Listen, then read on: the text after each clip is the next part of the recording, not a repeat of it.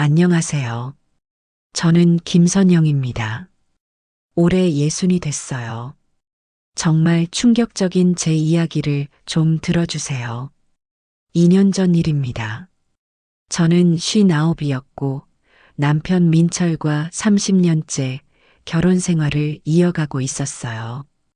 아이들은 다 독립했고 남편은 은퇴 후 골프에만 빠져 지냈죠. 매일 빈집에서 혼자 점심을 먹으며 이게 내 인생의 전부인가 하는 생각이 들었어요.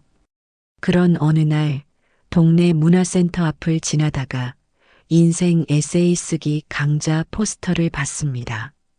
처음엔 망설였어요. 이 나이에 글쓰기라니 하면서 말이죠.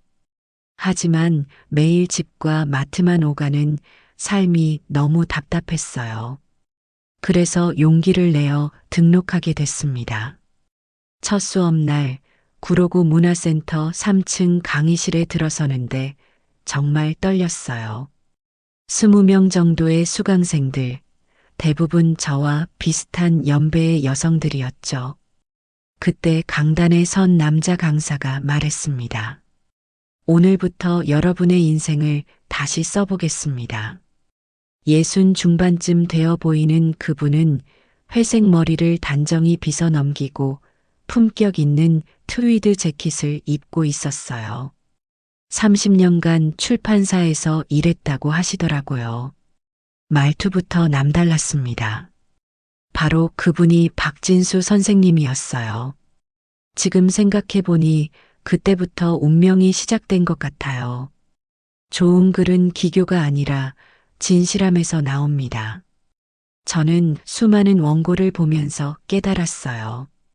화려한 수사보다는 진솔한 마음 하나가 독자의 가슴을 울린다는 것을요. 저는 볼펜을 꽉 쥐고 열심히 메모했어요. 이런 깊이 있는 말씀을 들어본 게 정말 오래간만이었거든요. 그럼 자기소개부터 해볼까요?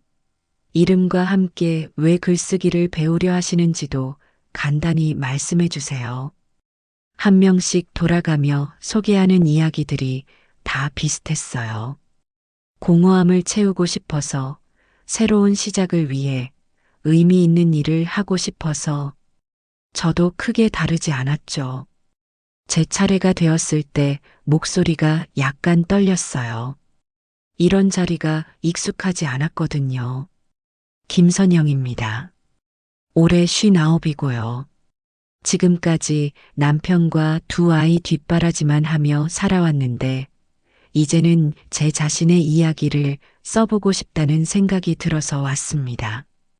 그런데 박진수 선생님이 저를 바라보며 정말 따뜻하게 고개를 끄덕이시는 거예요.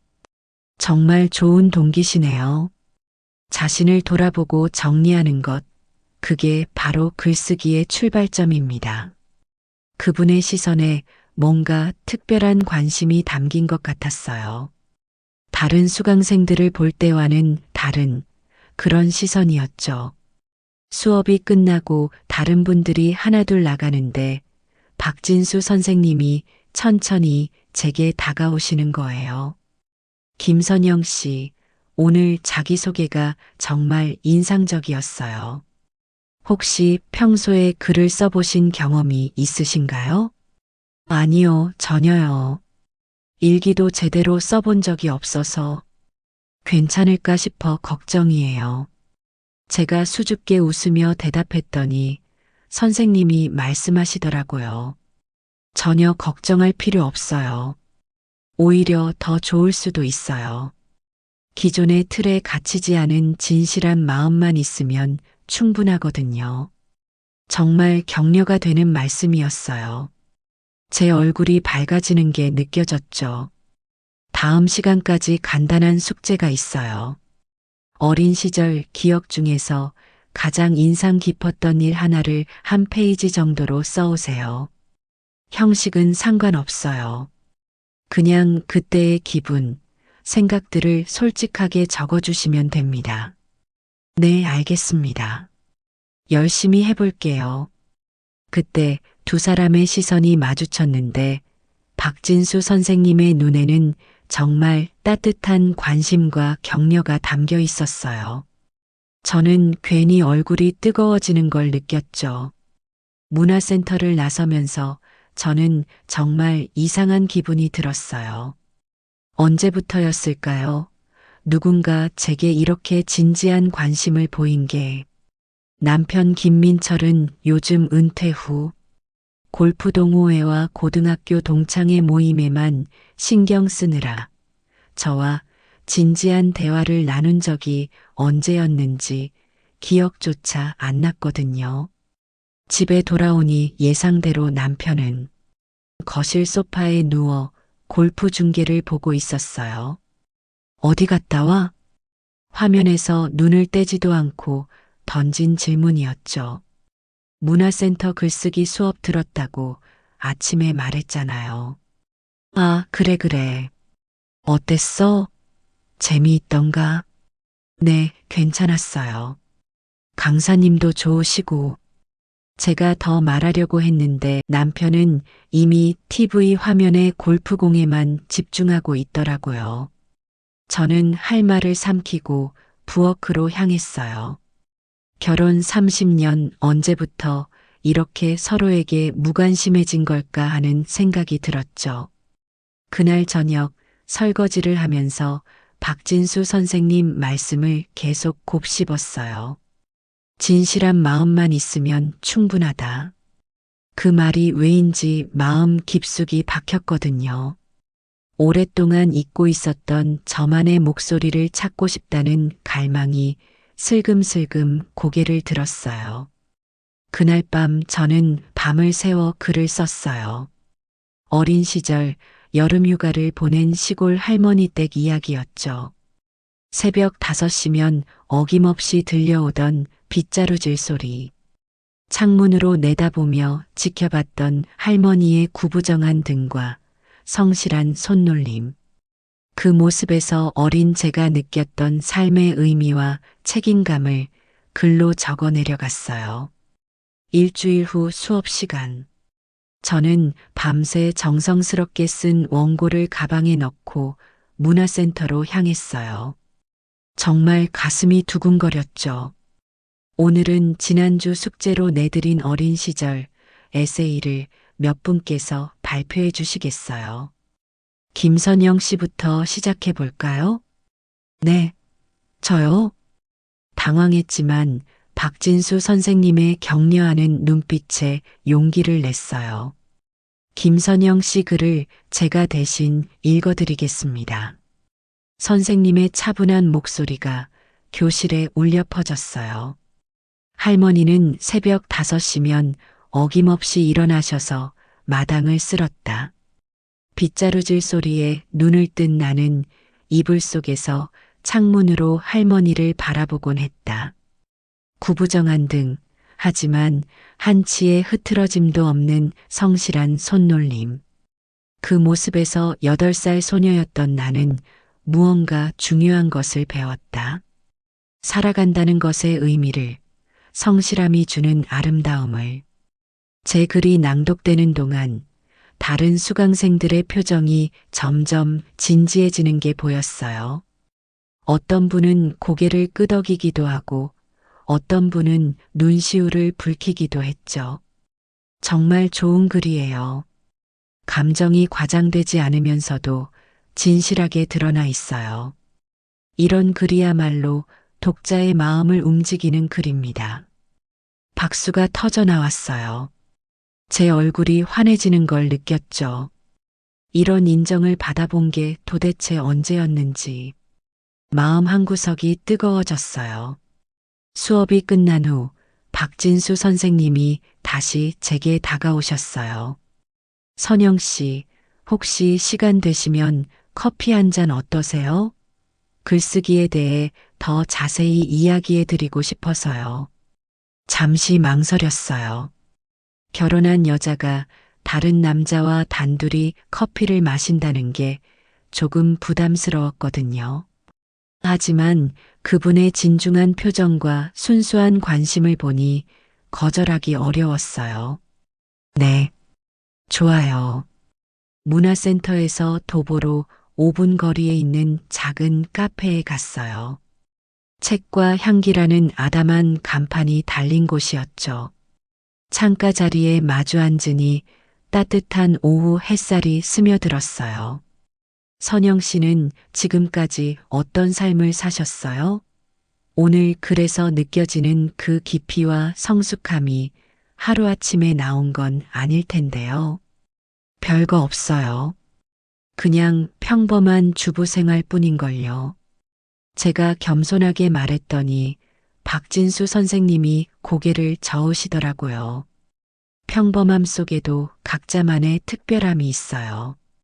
저는 출판 일을 하면서 정말 많은 사람들의 이야기를 접했는데 각자가 가진 독특한 색깔과 향기가 있더라고요. 선영 씨에게서도 그런 특별한 뭔가를 느꼈어요. 선생님의 진심 어린 말씀에 저는 처음으로 제가 의미 있고 가치 있는 사람이라는 기분을 느꼈어요. 언제부터였을까요? 이런 인정을 받은 게. 진수 씨는 혹시 가족이 계세요? 조심스럽게 물어봤어요. 궁금했지만 선을 넘지 않는 적당한 선에서요. 지금은 혼자 살아요. 좀 복잡한 사정들이 있어서. 선생님이 잠시 침묵하며 커피잔을 돌리시더라고요. 죄송해요. 괜한 질문을. 아니에요, 전혀요. 언젠가는 말씀드릴 기회가 있겠죠. 2시간이 훌쩍 지나갔어요. 저는 오랜만에 누군가 제 말에 진지하게 귀를 기울이고 공감하며 격려해주는 경험을 했죠. 이런 대화가 얼마나 그리웠는지 새삼 깨달았어요. 집으로 가는 길에 제 발걸음이 한결 가벼웠어요. 하지만 마음 한편으로는 묘한 부끄러움도 있었죠. 결혼한 여자가 다른 남자와 이렇게 깊은 대화를 나누고 이런 기분을 느낀다는 것이. 그렇지만 뭐 어때? 그냥 선생님과 제자 사이일 뿐이야. 글쓰기에 대한 조언을 구하는 것 뿐이고. 스스로를 다독이며 집 앞 골목길을 걸었어요. 은행나무 가로수에서 노란 잎들이 하나둘 떨어지고 있었죠.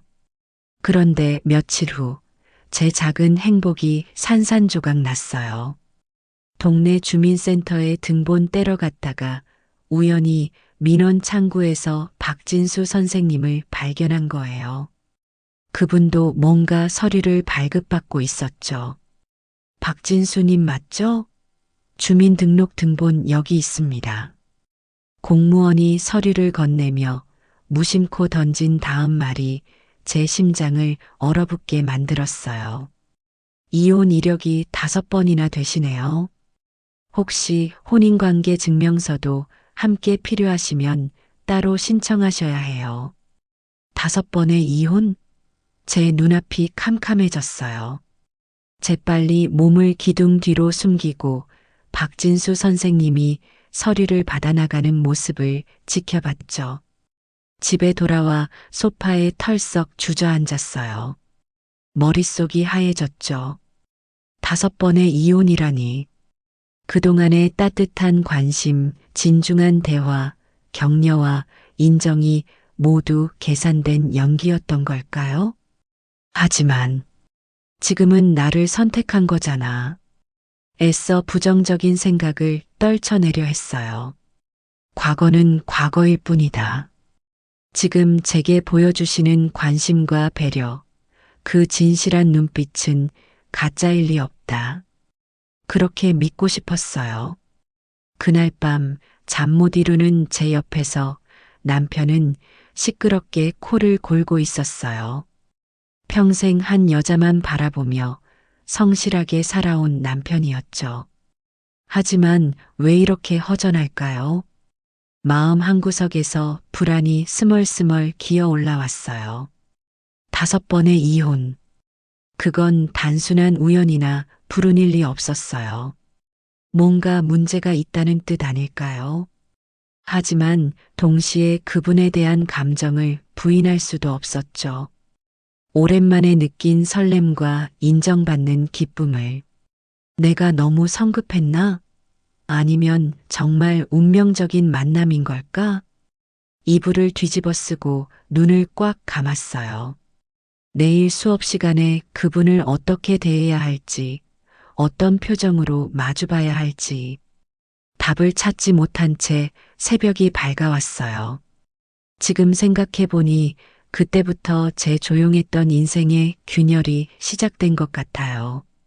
아직은 작은 금 같은 것이었지만 머지않아 모든 것을 바꿀 거대한 파열의 전조였던 거죠. 그런데 말이에요. 그 5번의 이혼 기록을 알고도 저는 박진수 선생님과의 만남을 계속했어요. 지금 생각해보면 정말 바보 같았죠. 박진수 씨는 정말 달콤했거든요. 매주 문화센터에서 만나면서 저만을 위한 특별 수업을 해주었어요. 선영 씨 글에는 다른 사람들이 흉내낼 수 없는 진정성이 있어요. 정말 작가가 되실 수 있을 것 같아요. 이런 말을 들으면 제 마음이 꽃밭이 되는 것 같았어요. 남편과 30년 살면서도 이런 인정을 받아본 적이 없었거든요. 선영 씨, 저와 함께 인생의 새로운 장을 써보시지 않겠어요? 6개월 후 박진수 씨가 정식으로 프러포즈를 했어요. 물론 그 전에 저는 남편과 이혼을 했죠. 30년의 결혼 생활을 정리한다는 게 쉬운 일은 아니었어요. 엄마, 정말 괜찮으세요? 그분에 대해 정확히 아는 게 없잖아요. 큰딸 수진이가 걱정스럽게 말했어요. 수진아, 엄마도 이제 내 인생을 살고 싶어? 그분은 정말 좋은 사람이야. 그래도 너무 성급한 것 같아요. 좀 더 지켜보시면. 지켜볼 시간이 얼마나 남았겠니? 엄마도 이제 예순이야. 아이들은 처음에 반대했지만 제 의지가 확고하다는 걸 알고는 결국 받아들였죠. 엄마가 행복하시면 됐어요. 결혼식은 조촐하게 치렀어요. 박진수 씨 고향인 대구에서요.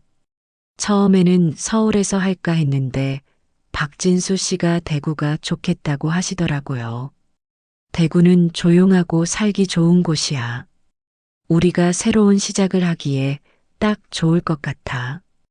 그분 가족들도 몇 분 오셨는데 다들 저를 환영해 주시는 것 같았어요. 형수님, 진수 형이 정말 좋아해요. 형이 이렇게 밝아진 건 처음 봐요. 박진수 씨 동생이 그렇게 말해줬을 때 제가 올바른 선택을 했다는 확신이 들었어요. 신혼 초기 8개월은 정말 행복했어요. 박진수 씨는 매일 아침 커피를 끓여주고 저녁에는 함께 대구 시내를 산책했어요. 선영아, 이렇게 좋은 사람을 만난 게 내 인생 최고의 행운이야. 저도요. 정말 꿈 같아요.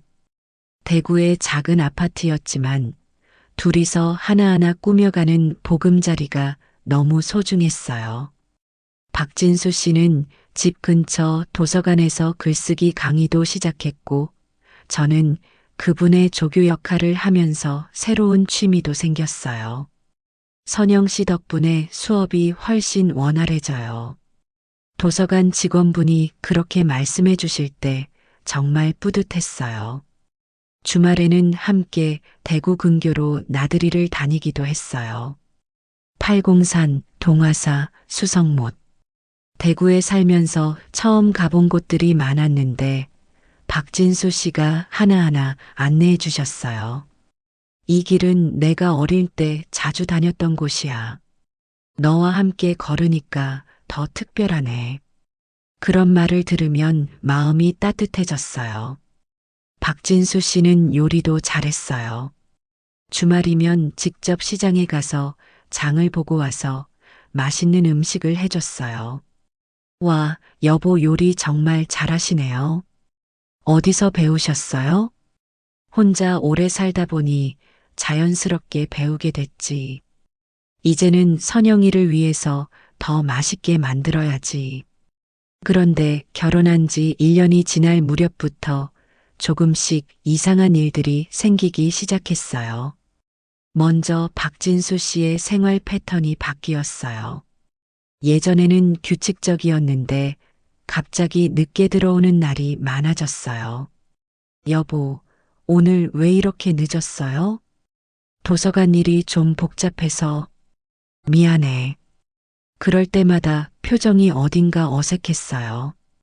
그리고 핸드폰을 이상하게 감추기 시작했어요.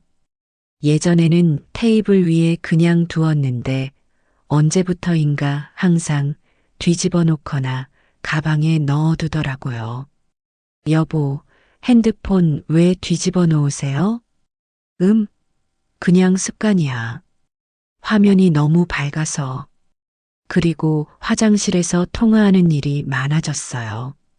예전에는 거실에서 자연스럽게 전화를 받았는데 요즘에는 전화가 오면 화장실로 들어가더라고요. 어느 날 밤에는 이런 말을 하는 소리를 들었어요. 응, 나야. 집에 왔어. 그래, 힘들었어. 목소리가 너무 작아서 정확히 들을 수는 없었지만 분위기가 뭔가 이상했어요. 여보, 누구랑 통화했어요? 아, 동료랑 내일 강의 준비 얘기했어. 또 그럴듯한 설명이었지만 제 가슴은 계속 불안했어요. 그러던 어느 목요일 아침이었어요. 선영아, 출판 관련 일로 서울에 며칠 다녀와야겠어. 박진수 씨가 갑자기 말했어요. 갑자기요? 무슨 일인데요? 예전 직장 동료가 새 출판사 차리는데 자문 좀 해달라고 하네. 어떤 출판사예요? 규모가 어느 정도 되는 곳인가요? 아직 작은 곳이야. 창업 초기라서 도움이 필요하다고 하더라고. 뭔가 애매한 대답이었지만 그때는 의심하지 않았어요. 몇 일 정도 가실 거예요? 3-4일 정도면 될 것 같아. 그럼 조심히 다녀오세요. 연락 자주 해요. 그럼 걱정 마. 박진수 씨가 출발하는 모습을 현관에서 배웅했어요. 그런데 평소와 다르게 큰 여행용 가방을 들고 가더라고요. 3-4일 출장치고는 짐이 많다는 생각이 들었어요. 그런데 서울에 간다던 박진수 씨에게서 연락이 뚝 끊겼어요. 평소에는 하루에 서너 번씩 전화나 문자를 주고받았는데 첫날부터 연락이 안 되는 거예요. 첫날 저녁에 전화했는데 꺼져 있더라고요. 문자도 보냈는데 답이 없었어요. 바쁘겠지. 내일 연락 오겠지. 둘째 날도 셋째 날도 마찬가지였어요. 전화는 계속 꺼져 있고 문자 답장도 없었죠. 혹시 사고라도 난 건 아닐까? 정말 걱정이 되어서 박진수 씨 동생에게 전화를 걸었어요. 진우 씨, 혹시 형 연락 받으셨나요? 아니요, 형수님. 어떻게 된 거예요? 서울 출장 갔는데 연락이 안 돼서요. 그럼 제가 알아봐 드릴게요. 1시간 후 진우 씨에게서 전화가 왔어요. 형수님, 형 괜찮대요. 일이 복잡해서 연락 못했다고 하네요. 안심했지만 뭔가 이상했어요. 4일째 저녁 박진수 씨가 돌아왔어요. 하지만 뭔가 달랐어요. 어떻게 연락도 안 돼요? 얼마나 걱정했는데. 아, 미안해. 일이 생각보다 복잡해서 정신이 없었어.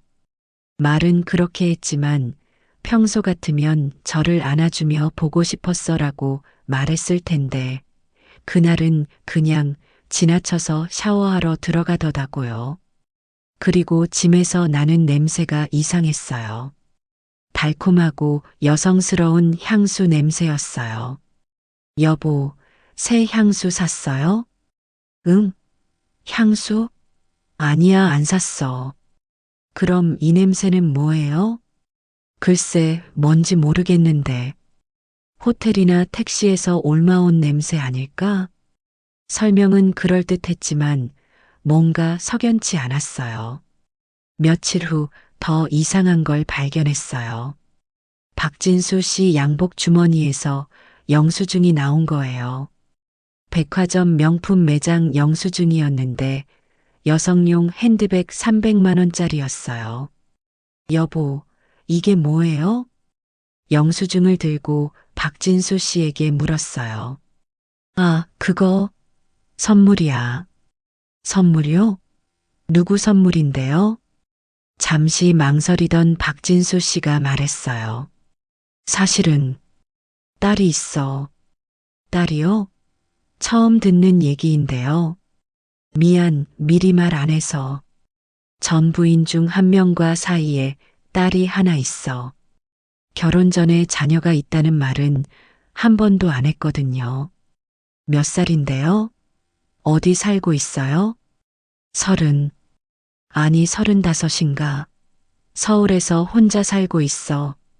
연락은 자주 하세요? 아니야, 거의 안 해. 그런데 며칠 전에 갑자기 연락 와서 생일 선물 사달라고 하더라고.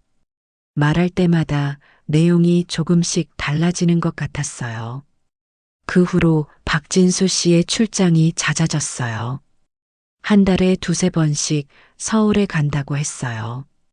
그때마다 연락이 잘 안 되고 돌아올 때마다 뭔가 이상했어요. 어느 날은 또 다른 영수증을 발견했어요. 이번에는 고급 레스토랑 영수증인데 2인 식사에 15만 원이었어요. 혼자 출장 갔다면서 왜 2인 식사를 했을까요? 여보, 이 영수증은 뭐예요? 응? 아, 그거는 동료랑 식사한 거야. 꽤 비싼 곳에서 드셨네요. 그 친구가 좋은 곳 알려줘서 가끔은 이런 곳에서 먹어야 기분 전환도 되고 그럴듯한 설명이었지만 뭔가 불안했어요. 그러던 어느 화요일 아침이었어요. 선영아, 이번에는 좀 큰 프로젝트라서 일주일 정도 걸릴 것 같아. 일주일이나요? 무슨 일인데 그렇게 오래 걸려요? 새로운 출판사 설립 컨설팅인데 복잡한 일이라서 그래도 연락은 자주 해주세요. 지난번처럼 연락 안 되면 정말 걱정돼요. 알았어. 이번에는 꼭 연락할게. 박진수 씨가 나간 후 저는 혼자 집에서 청소를 하고 있었어요. 그때 오전 11시쯤 집 전화가 울렸어요. 여보세요? 안녕하세요. 박진수 씨 댁 맞나요? 모르는 젊은 여자 목소리였어요. 네, 맞는데요. 누구시죠? 실례지만 박진수 씨가 지금 결혼 생활 중이신가요? 갑작스러운 질문에 당황했어요. 네, 제가 부인입니다. 무슨 일로 연락하셨나요? 전화기 너머로 깊은 한숨이 들렸어요. 그럼 저한테 부인이 작년에 돌아가셨다고 하신 건 거짓말이었나 보네요. 머리가 하얘졌어요. 죄송하지만 무슨 말씀이신지. 박진수 씨가 저한테 결혼하자고 했거든요. 부인이 없다고 했는데 전화를 든 제 손이 떨렸어요. 죄송합니다. 좀 더 자세히 얘기할 수 있을까요? 내일 서울로 올라가겠습니다. 네, 만나야겠네요. 전화를 끊고 저는 소파에 털썩 주저앉았어요. 또다시 속은 거구나. 5번의 이혼 기록을 알고도 믿었던 제가 바보였어요. 그날 밤 잠을 한숨도 못 잤어요. 박진수 씨는 서울에 있다면서 연락도 안 되고 아마 그 여자와 함께 있겠죠. 어떻게 이런 일이 또 일어날 수 있을까? 새벽까지 천장만 바라보며 생각했어요.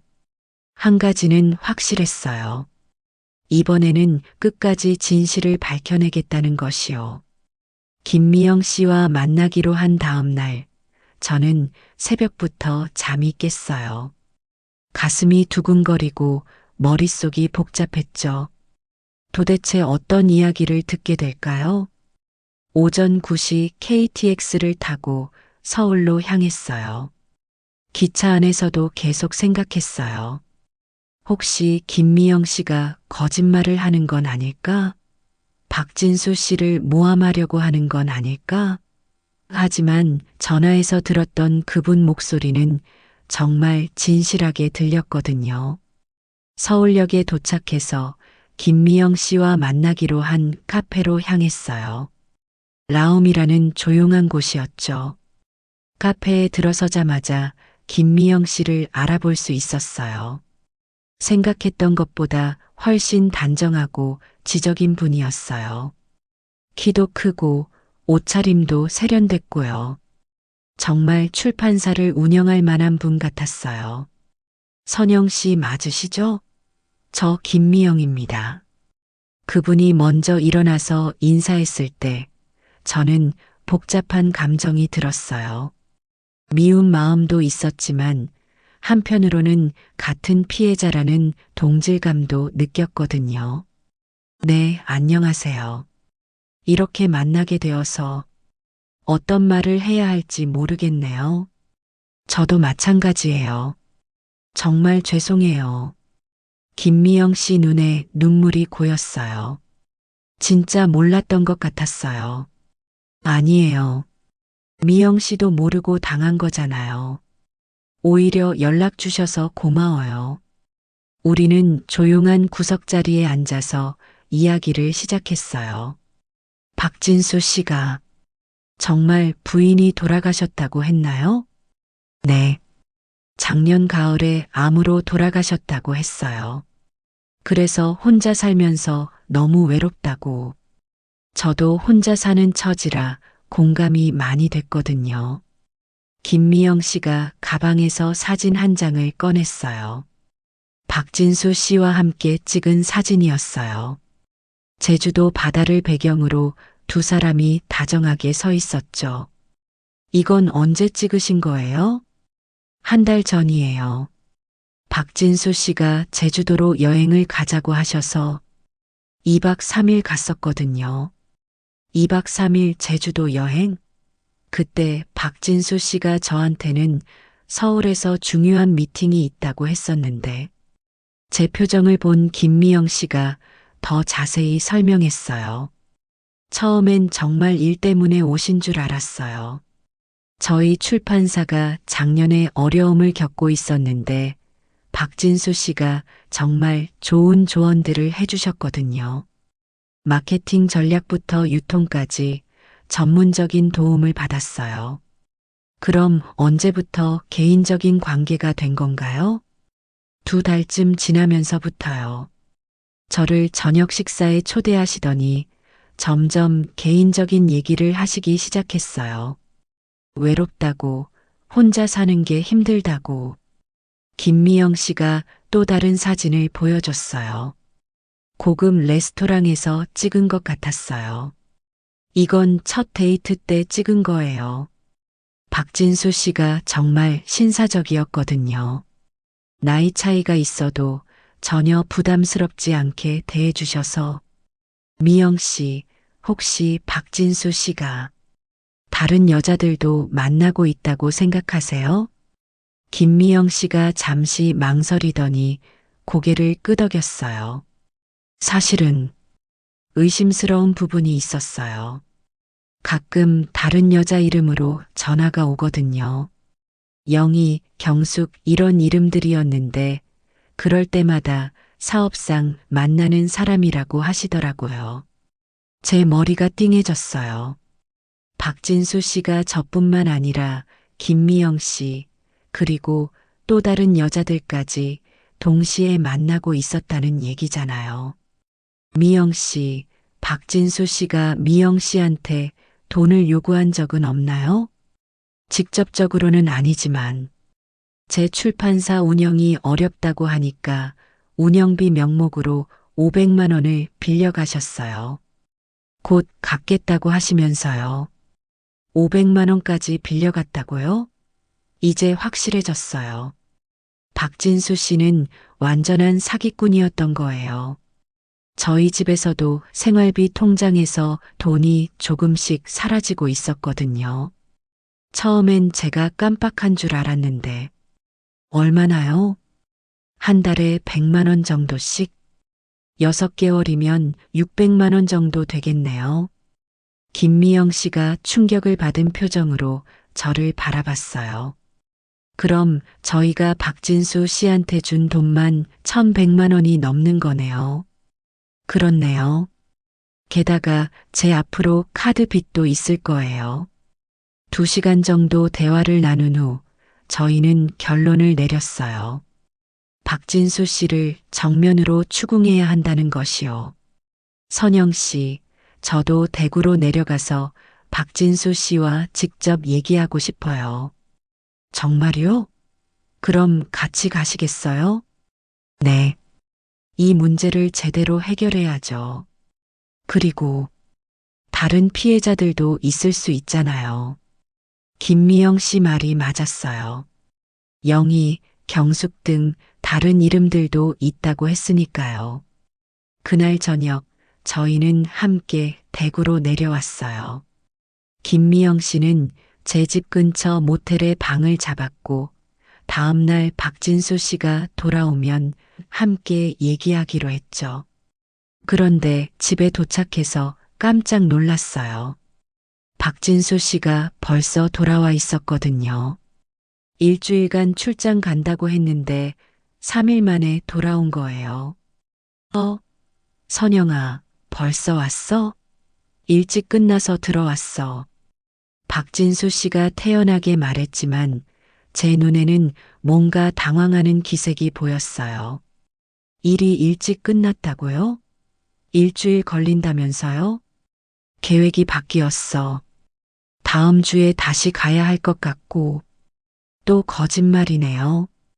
저는 더 이상 참을 수 없었어요. 여보, 우리 얘기 좀 해요. 갑자기 왜? 무슨 얘기? 서울에서 뭘 했는지 솔직히 말해주세요. 박진수 씨 표정이 굳어졌어요. 뭔 소리야? 일하고 왔다고 했잖아. 정말 일만 했어요? 다른 건 안 했고요? 선영아, 갑자기 왜 이래? 누가 이상한 소리라도 했어? 이상한 소리라고요? 저는 화가 났어요. 그럼 김미영이라는 분은 누구예요? 박진수 씨 얼굴이 하얘졌어요. 완전히 들킨 표정이었죠. 어떻게 미영이를 알고 있어? 어떻게 알고 있냐고요? 그분이 직접 저한테 전화했어요. 당신이 저는 죽었다고 했다면서요. 박진수 씨가 소파에 주저앉으며 머리를 감쌌어요. 선영아, 내가 설명할게. 설명? 뭘 설명하시려고요? 6개월 동안 그 여자와 바람 피우고 제주도 여행까지 다녀오고 돈까지 빌려가면서 뭘 설명하시려고요? 어디서 그런 얘기를 들었어? 김미영 씨가 직접 말해줬어요. 그분 지금 대구에 와 있어요. 내일 만나서 셋이서 얘기하자고 했는데 괜찮으시겠어요? 박진수 씨가 완전히 당황했어요. 손을 부들부들 떨면서 담배를 찾더라고요. 선영아, 미안해. 정말 미안해. 미안하다고요? 그걸로 끝인가요? 나도 어쩔 수 없었어. 외로웠고 미영이가 먼저 다가와서. 외로웠다고요? 저는 뭐예요? 저도 당신 때문에 첫 번째 결혼을 정리하고 여기까지 왔는데 저는 뭐란 말이에요? 그때 현관벨이 울렸어요. 누굴까 했는데 제 큰딸 수진이와 사위 성호, 그리고 손자 민준이까지 와 있었어요. 엄마 갑자기 서울 갔다 왔다고 하시길래 무슨 일인가 싶어서 왔어요. 수진아. 순간 당황했어요. 지금 박진수 씨와 중요한 얘기를 하고 있는데 아빠도 계시네요. 안녕하세요. 수진이가 박진수 씨에게 인사했지만 박진수 씨는 제대로 대답도 못했어요. 어머, 아빠 왜 그래요? 얼굴이 왜 그렇게 안 좋아요? 사위인 성우가 걱정스럽게 물었어요. 아니야, 괜찮아. 조금 피곤해서. 박진수 씨가 대충 둘러댔지만 분위기가 이상하다는 걸 가족들도 눈치챘어요. 엄마, 무슨 일이에요? 왜 이렇게 분위기가 어색해요? 수진이가 저를 바라보며 물었어요. 저는 어떻게 대답해야 할지 몰랐어요. 수진아, 우리 나중에 얘기하자. 지금은. 그때 박진수 씨 휴대폰에서 문자 소리가 났어요. 평소 같으면 바로 확인했을 텐데 그날은 폰을 보지도 않더라고요. 아빠, 문자 왔어요. 민준이가 말했어요. 응, 나중에 봐도 돼. 또 문자 소리가 났어요. 이번에는 연달아서 2번이나 왔어요. 할아버지, 문자가 계속 와요. 중요한 거 아니에요? 민준이가 박진수 씨 휴대폰을 가리키며 말했어요. 휴대폰이 거실 테이블 위에 놓여 있어서 모두가 볼 수 있는 거리였거든요. 그때 또다시 문자 소리가 나면서 화면에 메시지가 떴어요. 언제 대구로 내려오세요? 보고 싶어요. 미영. 순간 거실이 조용해졌어요. 수진이와 성우, 그리고 민준이까지 모두 그 메시지를 봤거든요. 수진이가 저를 바라봤어요. 엄마, 이게 뭐예요? 저는 아무 말도 할 수 없었어요. 박진수 씨가 급하게 휴대폰을 집어들었지만 이미 늦었어요. 수진아, 이건 아빠, 지금 바람 피우고 계시는 거예요? 수진이 목소리가 점점 커졌어요. 수진아, 조용히 해. 민준이가 있잖아. 박진수 씨가 말했지만 이미 상황은 걷잡을 수 없이 커졌어요. 조용히 하라고요? 엄마 앞에서 다른 여자한테 이런 문자가 오는데 조용히 하라고요? 수진이가 소리를 질렀어요. 민준이가 무서워서 엄마 뒤로 숨었어요. 할머니, 할아버지가 왜 그래요? 왜 다들 화내세요? 민준아, 할머니 방에 가서 놀고 있어. 제가 민준이를 방으로 데려갔어요. 하지만 거실에서는 계속 소리가 들렸죠. 아빠, 엄마가 뭘 잘못했다고 이렇게 만드세요? 수진이가 박진수 씨를 향해 소리쳤어요. 엄마는 아빠 때문에 첫 번째 결혼까지 정리하고 여기 왔는데 이게 뭐예요? 또 다른 여자를 만나고 계신 거예요? 수진아, 내가 설명할게. 설명요? 뭘 설명하시려고요? 문자 내용이 뻔히 보이는데요.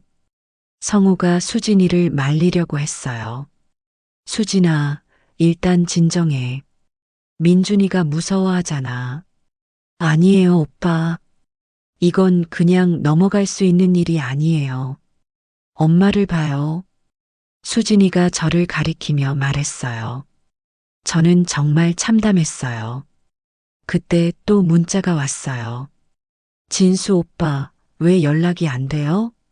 혹시 부인한테 들킨 건가요? 이번에는 성우까지 화가 났어요. 아버님, 이게 정말 뭐예요? 어머님을 뭘로 보시는 거예요? 박진수 씨가 완전히 궁지에 몰렸어요. 내가 잘못했어. 정말 미안해. 미안하다고 해서 되는 일이에요? 수진이가 눈물을 흘리며 말했어요. 엄마는 또 어떻게 하시려고요? 또 이혼하시려고요? 저도 눈물이 났어요. 제가 뭔가 잘못한 것도 아닌데 왜 이런 일이 계속 일어나는 걸까요? 수진아, 엄마는 왜 이런 남자들만 만나세요? 첫 번째 남편은 무관심하고 두 번째 남편은 바람둥이고 엄마가 뭘 잘못했다고 이런 일이 계속 일어나요? 수진이 말에 저는 정말 마음이 아팠어요. 제가 남자를 보는 눈이 없다는 걸까요? 박진수 씨가 갑자기 일어섰어요. 내가 나쁜 놈이야. 내가 잘못했어. 선영이한테 이런 상처를 줄 생각은 아니었는데. 생각은 아니었다고요? 그럼 뭐예요? 실수였다고요? 수진이가 더 화를 냈어요. 6개월 동안 다른 여자와 바람 피우고 제주도 여행까지 다녀오신 게 실수예요? 수진이가 어떻게 그걸 알고 있지? 박진수 씨가 놀라며 물었어요. 김미영이라는 분이 엄마한테 다 말씀드렸어요. 그분이 내일 여기 오셔서 아빠랑 직접 얘기하시려고 해요. 미영이가 내일 온다고? 박진수 씨 얼굴이 더 하얘졌어요. 그때 민준이가 방에서 나와서 울고 있었어요. 할머니, 무서워요. 왜 다들 소리 지르세요? 제 마음이 더 아팠어요. 손자 앞에서 이런 꼴을 보이다니. 민준아, 괜찮아. 할머니가 있어. 민준이를 안아주면서 눈물이 났어요. 수진이가 박진수 씨에게 다가가더니 차갑게 말했어요. 아빠, 짐 싸세요. 뭐? 짐 싸서 나가세요. 더 이상 우리 엄마랑 같이 살 자격 없어요. 수진아, 그건 너무하잖아. 내가 잘못했지만. 너무해요? 엄마한테 한 짓이 더 너무하지 않아요? 성우도 수진이 편을 들었어요. 아버님, 수진이 말이 맞는 것 같아요. 일단 따로 사시면서 정리할 시간을 가지세요. 박진수 씨가 저를 바라봤어요. 선영아, 나를 용서할 수 없어? 저는 한참을 생각했어요. 용서? 뭘 용서해야 하죠? 6개월간의 거짓말을, 다른 여자와의 불륜을, 제 마음을 갖고 논 것을. 진수 씨, 저는 더 이상 뭘 믿어야 할지 모르겠어요. 선영아, 김미영 씨 말로는 다른 여자들도 더 있다고 하던데 정말인가요? 박진수 씨가 아무 대답을 못했어요. 그 침묵이 답이었죠. 그동안 제가 지켜온 게 뭐였을까요? 거짓된 평화였나요? 제 목소리가 떨렸어요. 저는 진짜 사랑을 받고 있다고 생각했는데 그게 다 거짓이었다니. 선영아, 내가 너를 사랑하는 건 진짜야. 다른 여자들은 사랑한다면서 다른 여자들을 만나요? 그게 사랑이에요? 수진이가 끼어들었어요. 아빠, 그만하세요. 변명하지 마세요.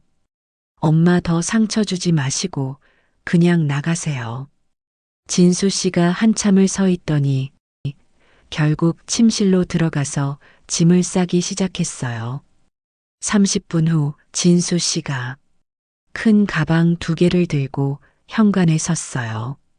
선영아, 미안해. 정말 미안해. 저는 대답하지 않았어요. 할 말이 없었거든요. 나 며칠 후에 다시 연락할게. 그때 제대로 얘기하자. 아빠, 연락하지 마세요. 수진이가 단호하게 말했어요. 엄마가 연락하고 싶으시면 엄마가 하실 거예요. 박진수 씨가 문을 나가는 모습을 보며 저는 정말 허탈했어요. 또다시 혼자가 된 거예요.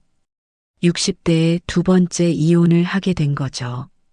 박진수 씨가 나간 후 거실은 조용해졌어요. 민준이는 제 무릎에 앉아서 계속 물어봤어요. 할머니, 할아버지 왜 나갔어요? 언제 와요? 민준아, 할아버지는 당분간 다른 곳에서 살 거야. 왜요? 할머니가 화내서요? 어떻게 설명해야 할까요? 5살 아이에게 어른들의 복잡한 사정을. 민주나 할아버지가 나쁜 일을 해서 벌 받는 거야. 수진이가 대신 설명해 줬어요. 그날 밤 가족들이 다 간 후 저는 혼자 거실에 앉아 있었어요. 몇 시간 전만 해도 남편과 함께 살던 집인데 이제는 다시 혼자가 된 거예요. 내가 뭘 잘못했을까? 계속 그 생각이 들었어요. 첫 번째 결혼에서도 두 번째 결혼에서도 제가 뭔가 부족했던 걸까요? 하지만 동시에 다른 생각도 들었어요. 아니야, 내가 잘못한 게 아니야. 거짓말하고 바람 피운 건 박진수야. 내일은 김미영 씨와 만나서 어떤 얘기를 할지 생각만 해도 복잡했어요. 하지만 한 가지는 확실했어요. 더 이상 거짓 속에서 살고 싶지 않다는 것이요. 비록 혼자가 되었지만 진실 속에서 사는 게 거짓된 평화보다는 나을 거라고 생각했어요. 창밖으로 밤이 깊어가고 있었지만 저는 앞으로 어떻게 살아가야 할지 진지하게 생각하기 시작했어요. 이제 정말로 제 인생을 제가 책임져야 할 때가 온 거예요. 박진수 씨가 집을 떠난 지 일주일이 지났어요. 그 일주일 동안 저는 정말 많은 생각을 했어요. 아니, 제 인생을 통틀어서 가장 깊이 생각한 시간이었을지도 모르겠어요. 김미영 씨는 약속대로 대구에 왔어요. 하지만 박진수 씨는 이미 집을 떠난 후였죠. 선영 씨, 정말 죄송해요. 제 때문에 이런 일이. 아니에요, 미영 씨.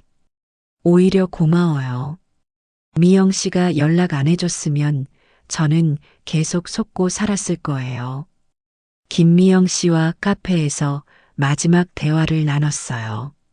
그런데 선영 씨, 앞으로 어떻게 하실 거예요? 글쎄요. 아직 잘 모르겠어요. 하지만 한 가지는 확실해요. 더 이상 누구에게도 의존해서 살지 않겠다는 것이요. 김미영 씨가 제 손을 잡았어요. 선영 씨, 정말 멋져요. 저도 배울 게 많은 것 같아요. 미영 씨도 조심하세요. 박진수 같은 사람들이 또 있을지 모르니까요. 네, 이제는 남자를 볼 때 더 신중하게 할 거예요. 김미영 씨가 서울로 돌아간 후 저는 본격적으로 제 인생을 정리하기 시작했어요. 먼저 해야 할 일은 집 문제였어요. 이 아파트는 박진수 씨 명의였거든요. 계속 여기 살 수는 없었어요. 엄마, 우리 집으로 오세요. 수진이가 말했지만 저는 고개를 저었어요. 고마워, 수진아. 하지만 엄마는 혼자 살고 싶어? 혼자요? 왜요? 이제는 정말로 내 삶을 살아보고 싶어. 누구에게도 의존하지 않고 누구에게도 피해주지 않으면서 말이야. 수진이가 걱정스러운 표정을 지었어요. 그래도 엄마 혼자서. 수진아, 엄마를 믿어줘. 엄마도 할 수 있어. 사실 저 자신도 확신이 없었어요. 60살에 혼자서 살 수 있을까? 하지만 해보고 싶었어요. 며칠 후, 저는 대구 시내의 작은 오피스텔을 알아보러 다녔어요. 원룸형 오피스텔이었는데 15평 정도의 작은 공간이었어요. 어머님, 혼자 사시기에는 충분할 것 같아요. 보증금 3천만 원에 월세 50만 원입니다. 부동산 중개사가 설명해 줬어요. 방은 작았지만 깔끔했어요. 침실, 거실, 부엌이 하나로 연결된 공간이었죠. 창문으로는 도심이 내려다 보였어요. 여기로 할게요. 정말요? 다른 곳도 더 보시겠어요? 아니요, 여기가 좋아요. 계약을 마치고 나오는 길에 마음이 이상했어요.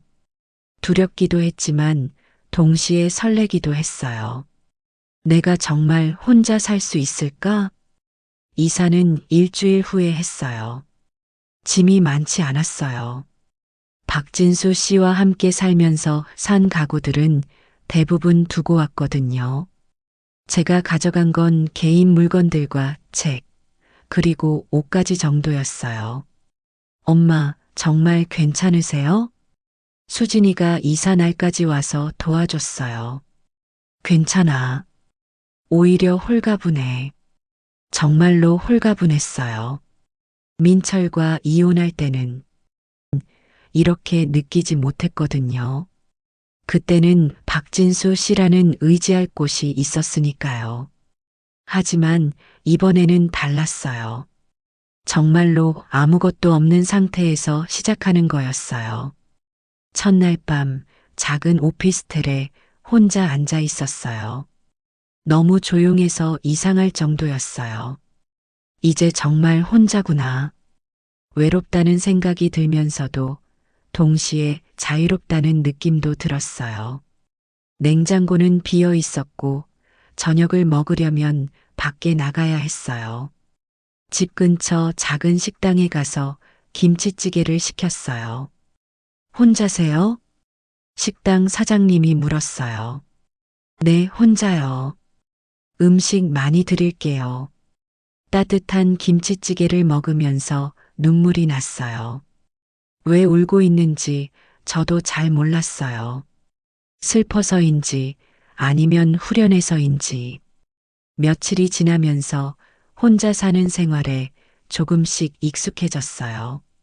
아침에 일어나서 커피를 끓이고 토스트를 굽고 창가에 앉아서 아침 햇살을 받으며 하루를 시작하는 것이 나쁘지 않았어요. 하지만 때로는 정말 외로웠어요. 특히 저녁 시간이 그랬어요. 텔레비전을 켜놔도 소리만 날 뿐 마음은 허전했어요. 내가 뭘 하며 살아야 하지? 그런 생각이 계속 들었어요. 60살에 새로 시작한다는 게 쉬운 일이 아니었어요. 한 달쯤 지났을 때 큰 변화가 있었어요. 민철에게서 연락이 온 거예요.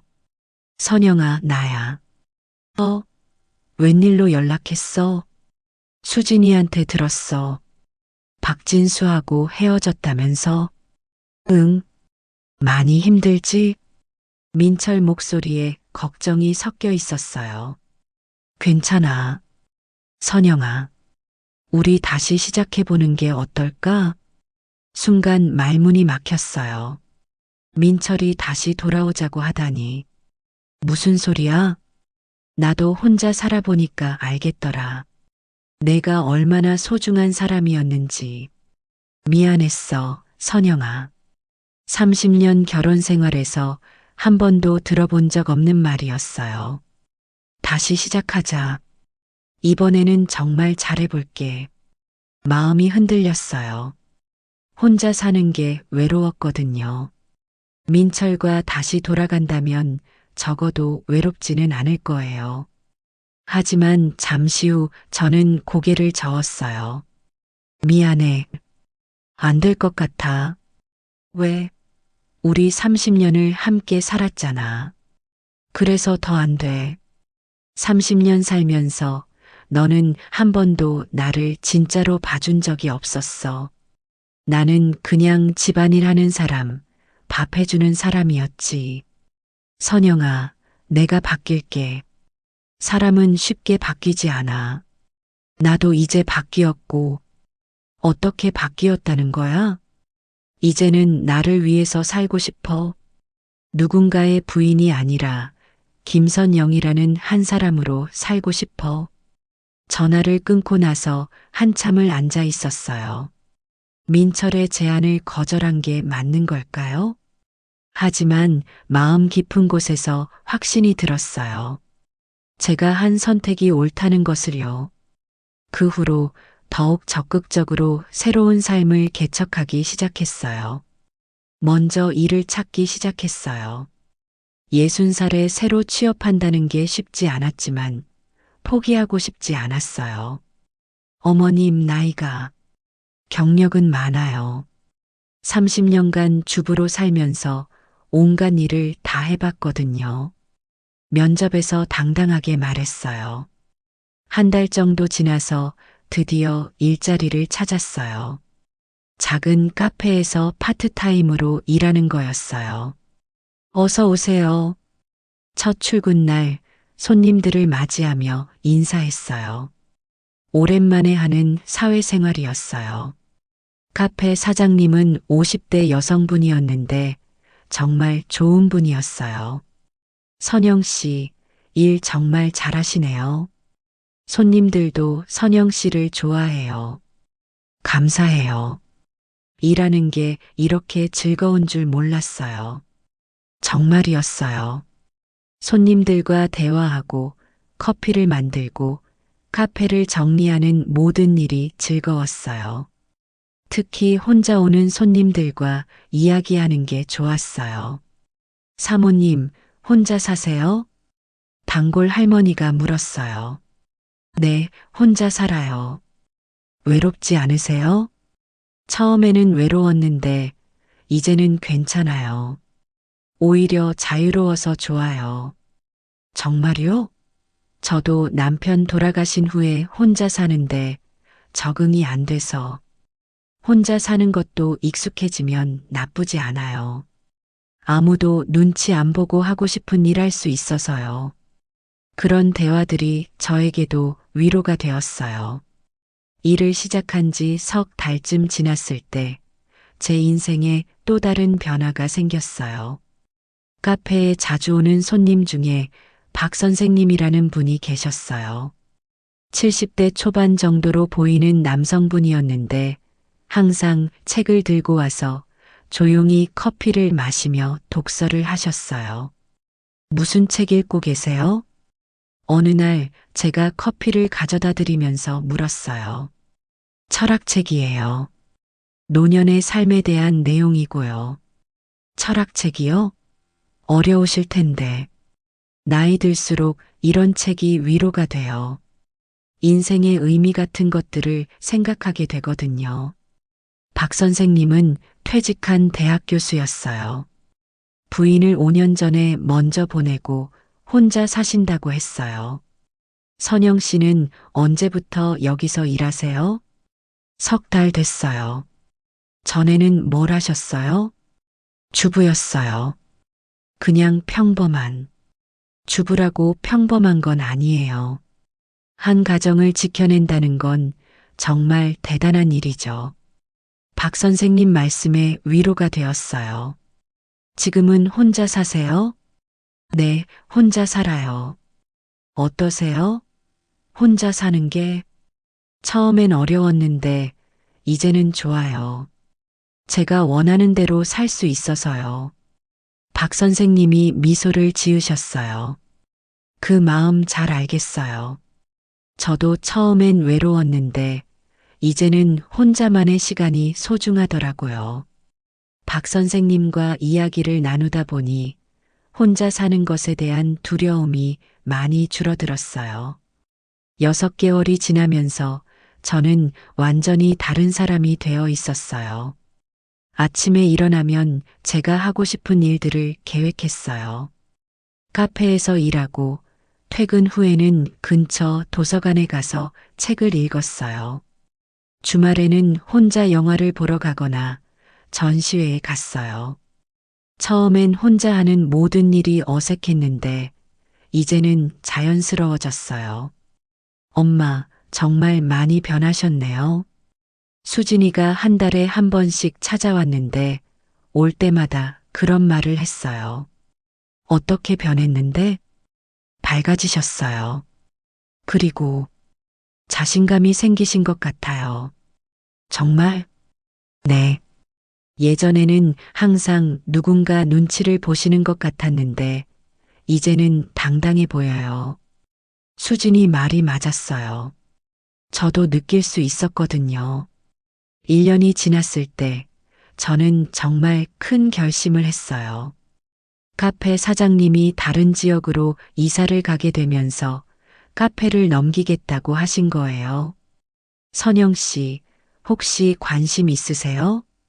단골 손님들도 선영 씨를 좋아하시고, 저요?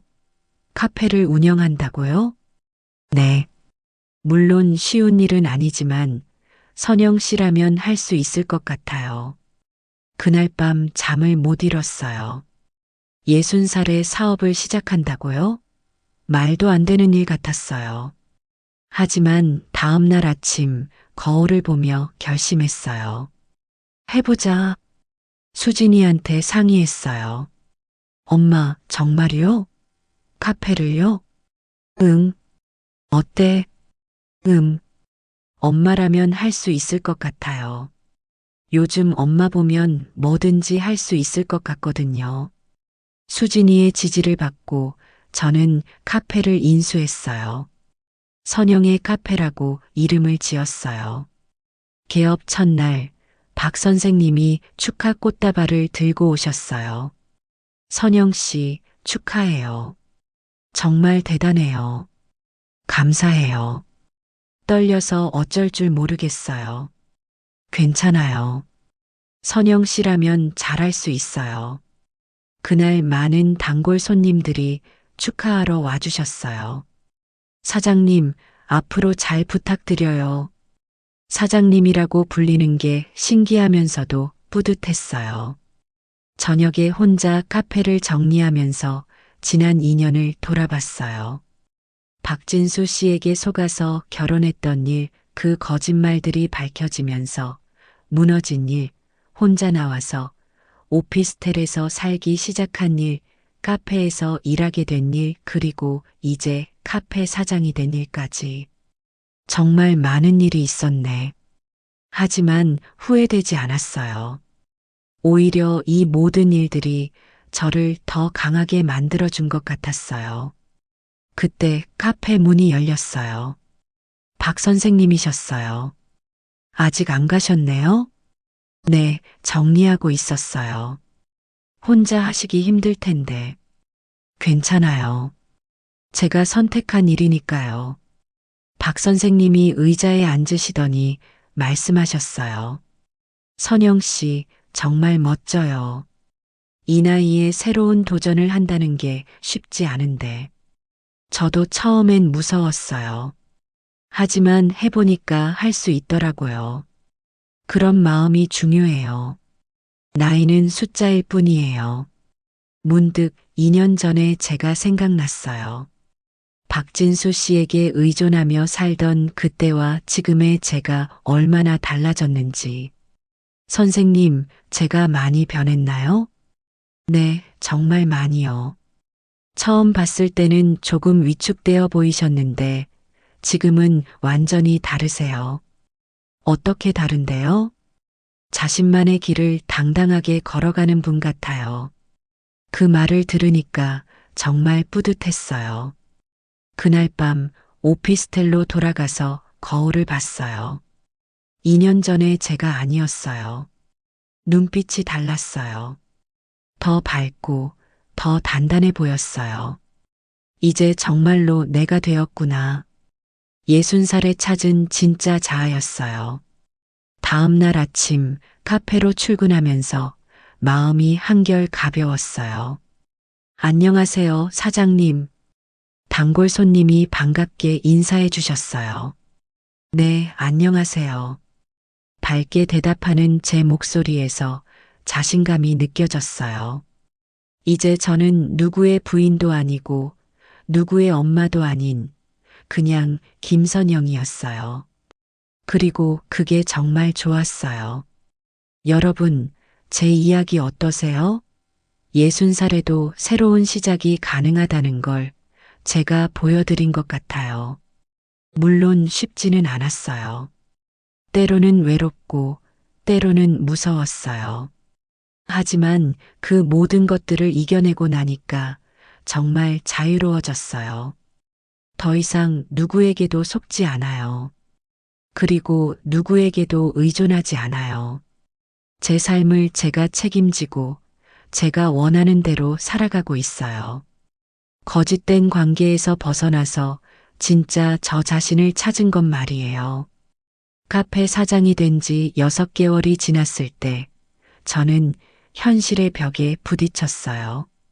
선영 씨, 이번 달 매출이 많이 떨어졌네요. 회계사무소 직원이 장부를 보여주며 말했어요.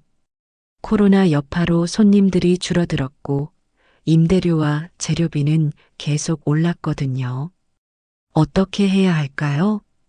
글쎄요. 당분간 힘들 것 같아요. 그날 밤 혼자 카페에 앉아 있으면서 정말 막막했어요. 60살에 시작한 사업이 이렇게 금방 위기에 처할 줄은 몰랐거든요. 내가 너무 성급했나? 자신감이 있다고 생각했는데 현실은 그렇지 않았어요.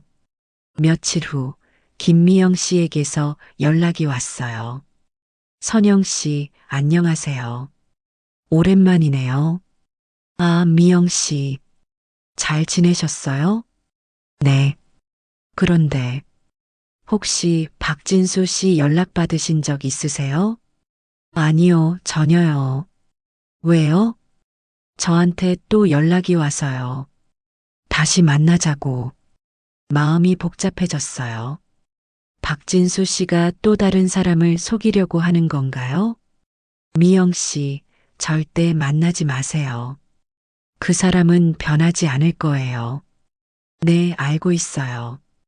그런데 선영 씨, 요즘 어떻게 지내세요? 사실, 좀 힘들어요. 카페 운영이 생각보다 어려워서요. 정말요? 무슨 일인지 자세히 얘기해 주세요. 김미영 씨에게 요즘 상황을 털어놨어요. 매출 감소, 비용 증가, 그리고 혼자 모든 걸 감당해야 하는 부담까지. 선영 씨, 제가 조금이나마 도움이 될 수 있을 것 같아요.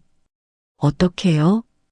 출판사 일하면서 카페 마케팅도 좀 해봤거든요. 온라인 홍보나 이벤트 기획 같은 것 말이에요. 정말요? 네. 저희도 박진수 때문에 같이 피해를 봤잖아요. 서로 도우며 살아가면 좋지 않을까요? 김미영 씨의 제안에 마음이 따뜻해졌어요. 혼자가 아니라는 느낌이 들었거든요. 그 후로 김미영 씨가 주말마다 대구에 내려와서 카페 운영을 도와줬어요. SNS 마케팅, 메뉴 개발, 인테리어 개선까지 정말 많은 도움이 되었어요. 미영 씨, 정말 고마워요. 이런 도움까지. 선영 씨, 저도 고마워요. 혼자서만 생각하다가 다른 사람을 도우니까 마음이 한결 나아져요. 하지만 여전히 어려움은 있었어요. 60살에 새로운 일을 배운다는 게 쉽지 않았거든요. 특히 온라인 주문 시스템이나 카드 결제기 같은 것들. 젊은 직원들은 금방 배우는데 저는 몇 번을 실수해도 제대로 안 됐어요. 사장님 괜찮아요. 천천히 하시면 돼요. 아르바이트생인 대학생 지은이가 친절하게 알려줬어요. 지은아, 미안해. 아줌마가 너무 답답하지? 아니에요. 사장님이 열심히 배우려고 하시는 모습이 정말 멋져요. 저희 할머니도 이런 분이셨으면 좋겠어요. 그 말을 들으니 힘이 났어요. 몇 달이 더 지나면서 카페가 조금씩 자리를 잡아갔어요. 단골 손님들이 늘어나고 근처 직장인들도 자주 찾아왔어요. 특히 혼자 오시는 중년 여성분들이 많았어요. 저와 비슷한 상황의 분들이었죠. 사장님, 저도 남편이랑 헤어졌어요. 40년 살았는데. 사장님은 어떻게 이렇게 새로 시작하셨어요? 그런 분들과 대화를 나누다 보니 제가 누군가에게 위로가 될 수 있다는 걸 깨달았어요. 괜찮아요. 저도 처음엔 무서웠어요. 하지만 해보니까 할 수 있더라고요. 정말요? 저도 할 수 있을까요? 물론이죠. 나이는 숫자일 뿐이에요. 그런 대화들이 저에게도 힘이 됐어요. 제가 겪은 아픔과 성장이 다른 사람들에게 희망이 될 수 있다는 걸 알았거든요. 1년이 넘게 지났을 때 수진이와 민준이가 카페에 찾아왔어요. 할머니 카페 정말 예뻐요. 민준이가 뛰어오며 안겼어요. 민준아, 할머니가 보고 싶었어? 네. 그런데 할머니, 왜 여기서 일해요? 집에서 쉬면 안 돼요? 할머니도 일하는 게 좋아. 민준이처럼 재미있어. 수진이가 카페 안을 둘러보더니 말했어요. 엄마, 여기 정말 분위기 좋네요. 손님들도 편안해 보이고. 그래, 엄마가 정말 열심히 했거든. 엄마, 정말 대단하세요. 수진이 눈에 눈물이 고였어요.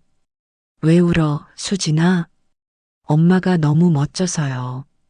이런 엄마를 둔 게 자랑스러워요. 저도 코끝이 찡해졌어요. 그날 저녁 수진이와 민준이가 제 오피스텔에 놀러 왔어요.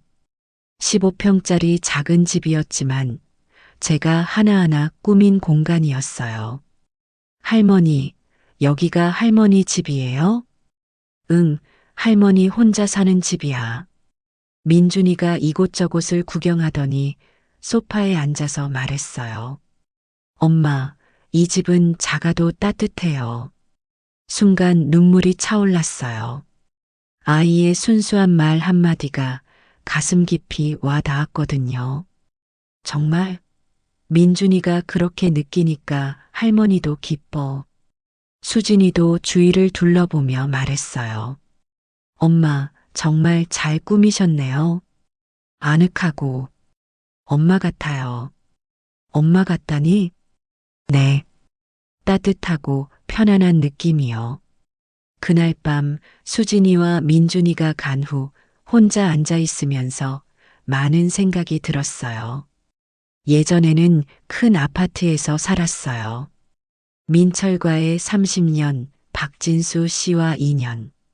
하지만 그때 제가 진짜 행복했나요? 지금은 15평짜리 작은 집에서 혼자 살고 카페에서 하루 종일 일해요. 몸은 피곤하지만 마음은 평안해요. 노후의 행복이 뭘까? 많은 사람들이 말해요. 남편이 있어야 하고, 연금이 많아야 하고, 자식들이 잘 살아야 한다고. 하지만 저는 깨달았어요. 진짜 행복은 내 삶을 지켜내려는 용기에서 시작된다는 것을요. 누군가에게 의존하지 않고 제 힘으로 살아간다는 자부심. 어려움이 와도 포기하지 않고 일어선다는 의지. 그리고 누군가에게 위로가 될 수 있다는 보람. 이런 것들이 진짜 행복이었어요. 며칠 후 박 선생님이 카페에 오셨어요. 선영 씨, 요즘 정말 밝아 보여요. 그런가요? 네. 처음 만났을 때와는 완전히 다른 분 같아요. 어떻게 달라요? 그때는 누군가에게 기대고 싶어 하는 분 같았는데 지금은 누군가가 기댈 수 있는 분 같아요. 박 선생님 말씀에 가슴이 뭉클했어요. 선생님, 제가 그런 사람이 됐을까요? 그럼요. 이 카페에 오는 손님들 표정을 보세요. 모두 편안해해요. 선영 씨가 주는 따뜻함 때문이에요. 정말 그런 것 같았어요. 카페에 오는 분들이 힘든 하루를 잠시 잊고 쉬어가는 모습을 보면 저도 뿌듯했거든요. 그날 저녁 카페 문을 닫으며 거울을 봤어요. 3년 전에 제가 아니었어요. 주름은 더 늘었지만 눈빛은 더 맑아졌어요. 손은 거칠어졌지만 마음은 더 단단해졌어요. 이제 정말로 나다운 삶을 살고 있구나. 60살이 넘어서야 찾은 저만의 길이었어요. 휴대폰을 보니 김미영 씨에게서 문자가 와 있었어요. 선영 언니, 이번 주말에도 내려갈게요. 새로운 메뉴 아이디어가 있어요. 미소가 지어졌어요. 이제 저에게는 진짜 동료이자 친구가 생겼어요. 같은 아픔을 겪었기에 더 깊이 이해할 수 있는 사람 말이에요. 집으로 가는 길에 편의점에 들렀어요. 간단한 저녁을 사려고요. 예전 같으면 외로웠을 텐데, 이제는 혼자 먹는 밥도 나쁘지 않았어요. 내일은 또 어떤 손님들을 만날까? 그런 생각을 하며 계단을 올라갔어요. 작은 집의 문을 열고 들어서니 정말 따뜻했어요. 민준이 말이 맞았어요. 크기는 작아도 제가 만들어가는 공간이라서 따뜻했어요. 거실 탁자 위에는 제가 다시 쓰기 시작한 일기장이 있었어요. 박진수 씨와의 첫 만남부터 지금까지의 모든 과정을 적고 있어요. 언젠가는 책으로도 만들어 보고 싶어요. 늦지 않은 용기. 제목도 정했어요. 60살에 시작한 제 두 번째 인생의 이야기예요. 나이가 들어도 실패를 겪어도 속았다고 해도 다시 시작할 용기만 있으면 괜찮다는 걸 보여주고 싶어요. 그날 밤 침대에 누우면서 창밖을 봤어요. 대구 시내의 불빛들이 반짝이고 있었어요. 내일도 힘내자. 마음속으로 다짐했어요. 아직 제가 걸어갈 길이 많이 남아 있으니까요. 60살의 늦지 않은 시작. 그리고 앞으로 더 많은 희망들. 제 인생의 진짜 황금기는 지금부터인 것 같아요. 오늘도 긴 이야기 들어주셔서 감사합니다.